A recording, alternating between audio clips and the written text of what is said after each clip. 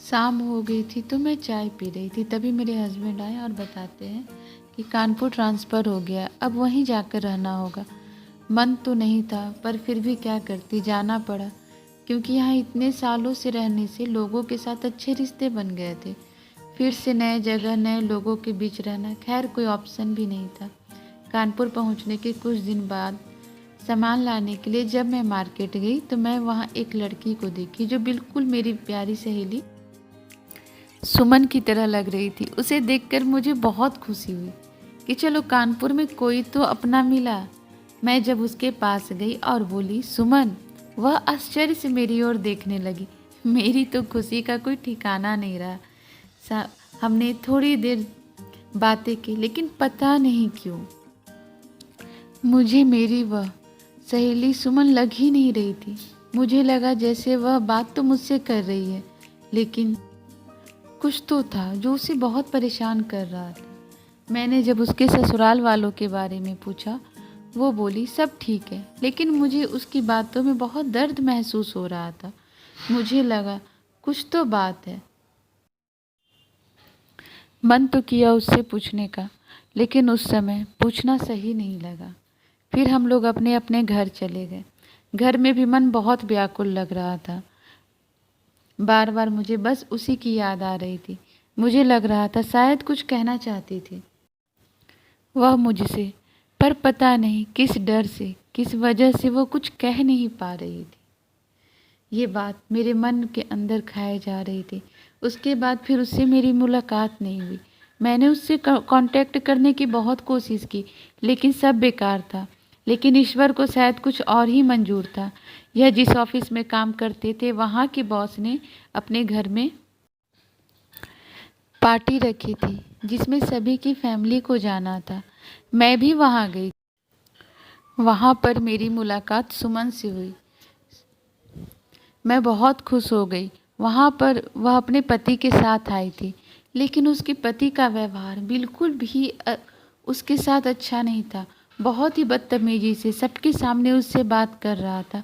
मैं यह सब देखकर बहुत हैरान थी कि जो इंसान सबके सामने ऐसे बात कर सकता है तो वो अकेले में क्या करता होगा। ये सब सोचकर मुझे सुमन की बहुत चिंता होने लगी। मैंने सुमन से नंबर मांगा तो वह बोली अभी मुझे याद नहीं है। एक दिन मैं अपने पति के साथ उसके घर चली गई। वहाँ पर मैंने देखा उसके साथ जानवरों के जैसा व्यवहार हो रहा था।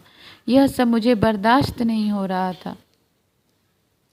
फिर मैंने अब सुमन को अपनी दोस्ती की कसम दी और कहा कि अगर तुम मुझे अपना सच्चा दोस्त मानती हो तो मुझसे मिलने ज़रूर आओगी।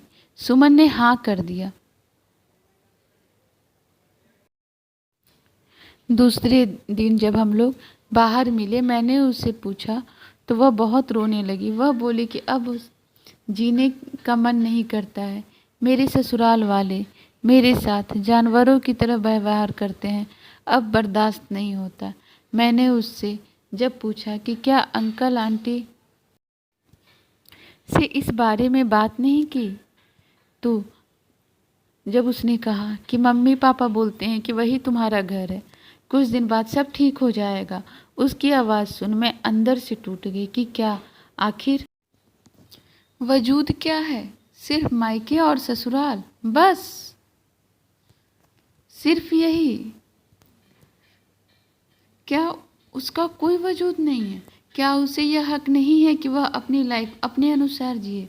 यह सब सोचकर मुझे बहुत गुस्सा आ रहा था। फिर मैंने अपने गुस्से पर कंट्रोल किया। सुमन से कहा बस अब बहुत हुआ, अब तुम और बर्दाश्त नहीं करोगी। कोई ना कोई डिसीजन तो तुम्हें लेना ही होगा। आखिर कब तक इस तरह अपना लाइफ जियोगी? मैंने सुमन को बहुत समझाया। मेरे बहुत समझाने पर वह बोली कि ठीक है मैं कोशिश करती हूँ। एक दिन जब उसके पति उसे मारने के लिए हाथ उठाया तब उसने सोचा कि नहीं अब बहुत हुआ, अब और नहीं, मैं अपने जीवन को इस तरह बर्बाद नहीं कर सकती हूँ। मुझे कुछ न कुछ तो करना ही होगा। सुमन ने मुझे फ़ोन किया। फिर हम लोग वकील के पास गए और वहाँ उसने अपने हस्बैंड पर केस फाइल किया। अंकल आंटी को भी समझाने पर वह मान गए। उस दिन सुमन में एक अलग ही आत्मविश्वास झलक रहा था। उसके चेहरे पर एक अलग ही खुशी थी, मानो बरसों की जंजीर से उसे आज़ादी मिल गई है। आज वह एक बैंक में जॉब करती है और अपनी ज़िंदगी अपने तरीके से जीती है। उसे देखकर मुझे लग रहा था कि आज मैं वो सुमन को देख रही हूँ जिसे मैं बरसों पहले देखी थी। क्या हर लड़की के लिए यह ज़रूरी है कि अगर उसके साथ कोई भी अन्याय हो वह सहन नहीं करेगी? क्योंकि यह जीवन बस एक बार ही मिलता है और यह किसी को हक नहीं है कि वह हम पर अत्याचार करे, किसी भी लड़की पर अत्याचार करे, और इस दुनिया में कोई भी सुमन हो। वीडियो अच्छी लगे तो चैनल को लाइक, शेयर और सब्सक्राइब ज़रूर करिएगा। Thanks for watching my